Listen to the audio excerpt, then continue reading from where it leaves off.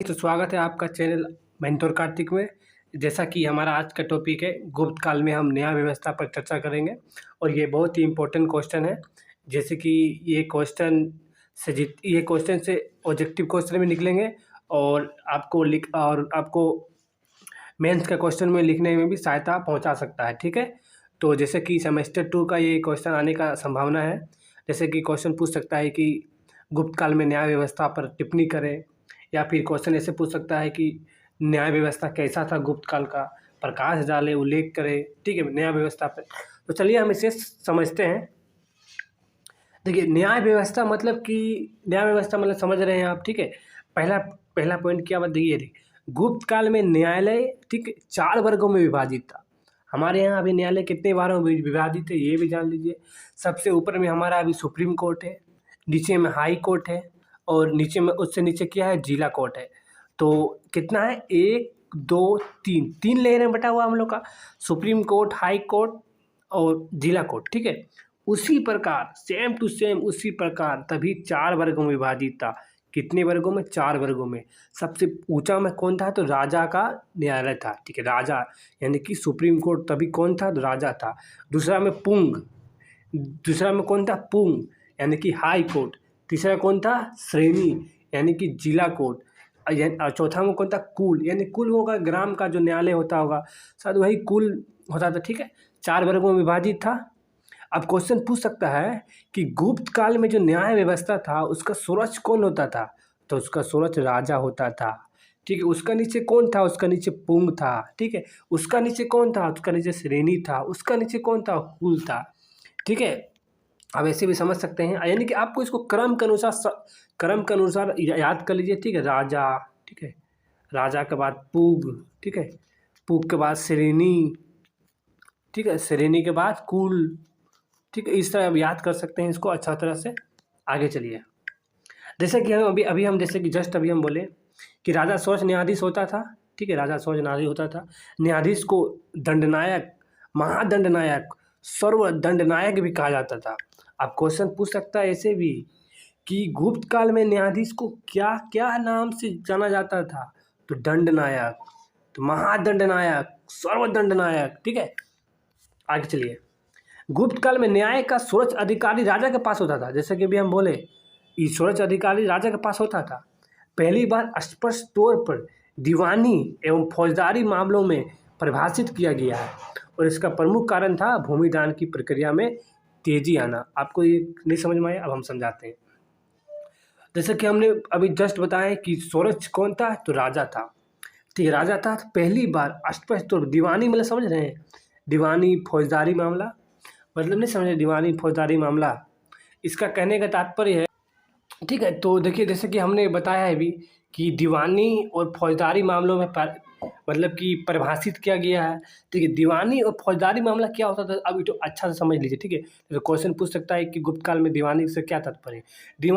दीवानी मामला क्या था कि इसमें जैसे कि इसमें समस्या था कि जिसका समस्या जमीन जायदाद था, ठीक है, जिसका जमीन जायदाद झगड़ा होता था, या फिर रुपया का पैसा का जो लेन देन करता था, लेन देन में जो मामला झगड़ा हुआ, या फिर व्यापार का झगड़ा हुआ। ठीक है, इसका प्रधान कौन होता था, यानी इस सब का समस्या का कौन हैंडल करता था, तो राजा। ठीक है, इसका कौन करता था, तो राजा करता था। ठीक है, अब बता दिए हम 3 बताएं। एगो जमीन था, जमीन के बारे में झगड़ा हुआ था उसका।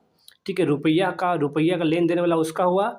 फिर व्यापार का झगड़ा हुआ। इस तीनों का समस्या को सुलझाना किसका हाथ पर था, तो राजा के हाथ पर था। किसका हाथ पे, राजा।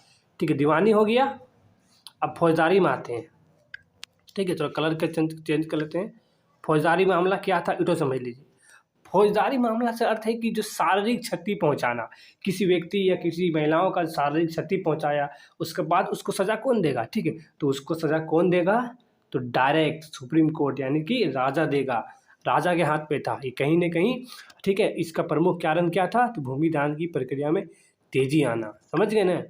आप क्या समझे, आप यही समझे कि दीवानी मामला क्या था और फौजदारी मामला क्या था। ठीक है, और इन तीनों का प्रधान कौन था, तो इसका प्रधान जैसा कि आप जान गए हैं, राजा होता था। आगे देखिए, प्रथम विधि निर्माता बृहस्पति को माना जाता। विधि मतलब कानून का निर्माता कौन माना जाता था? बृहस्पति। यानी कि कहने के तात्पर्य इसको आपको रट्टा मारना होगा कि प्रथम कानून निर्माता कौन था, विधि निर्माता कौन था? तो बृहस्पति था। ठीक है। इस काल में गुप्तचर प्रणाली का भी सीमित जानकारी मिलता है।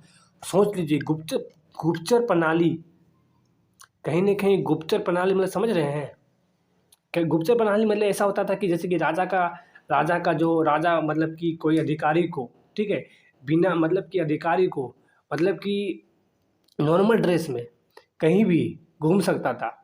ठीक है। और चुपके हर काम को किया करता था और वहाँ से उसको जानकारी मिलता था राजा को। ठीक है। एक गुप्तचर प्रणाली थी। क्या समाज में कैसा, जैसा कि समाज में क्या राजा का प्रति कैसा व्यवहार है, ठीक है, इससे पता चल जाता था।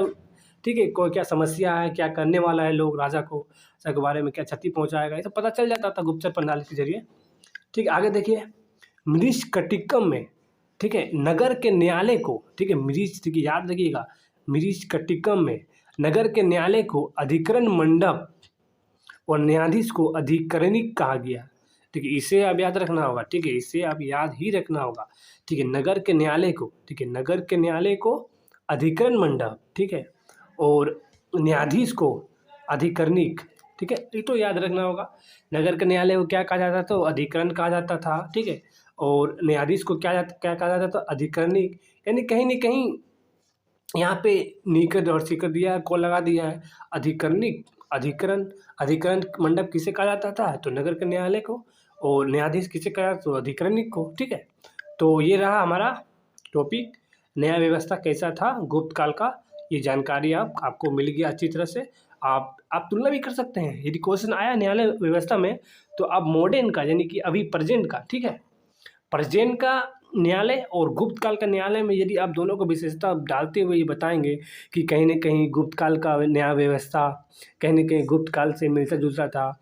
जैसा कि हमारा यहाँ सुप्रीम कोर्ट होता था, वहाँ भी राजा का न्यायालय होता था। हाई कोर्ट मतलब पूरा ऊंचा में, जैसा जिस प्रकार हम लोग का मतलब कि मतलब कि सुप्रीम कोर्ट के नीचे हाई कोर्ट होता था, वहीं पे ठीक गुप्त काल में राजा न्यायालय के बाद पुग होता था, जो कहीं ना कहीं हाई कोर्ट की विशेषता बतलाता था। तो इस प्रकार आप लिख सकते हैं, अधिक नंबर आ सकता है। ठीक है। तो वीडियो अच्छा लगा तो जितने भी सेमेस्टर 2 वाले हैं या फिर कंपटीशन वाले हैं जो यूपीएससी की तैयारी करते हैं, जेपीएससी हुआ, यूपी पीसीएस हुआ, ठीक है, बीपीएससी हुआ, या फिर जनरल कंपटीशन की तैयारी करते हैं, तो उसके लिए भी फ़ायदा है। तो जिससे आप टॉपिक मतलब कि जैसे कि जनरल कंपटीशन वाले फ़ायदा किस प्रकार है, जैसे कि प्रथम विधि निर्माता कौन था? तो बृहस्पति था। आप यहाँ से आपको पता चल गया कि न्यायालय कितने प्रकार का था, 4 वर्गों में विभाजित था। इस प्रकार से कंपटीशन वाले को फ़ायदा हो सकता है। तो यदि वीडियो अच्छा लगा तो शेयर कर दीजिएगा।